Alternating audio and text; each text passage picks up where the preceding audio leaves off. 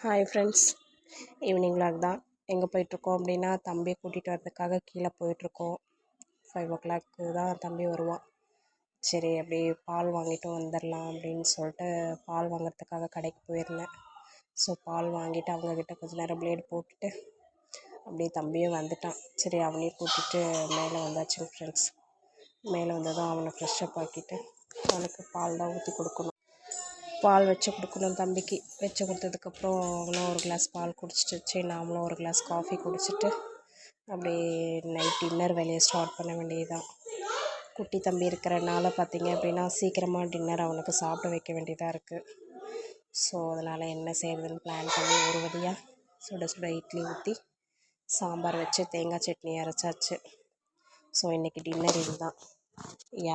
யார் வீட்டிலலாம் இன்றைக்கி இட்லி தோசைன்னு சொல்லிட்டு கமெண்ட் பண்ணுங்கள். Bye friends. Bye.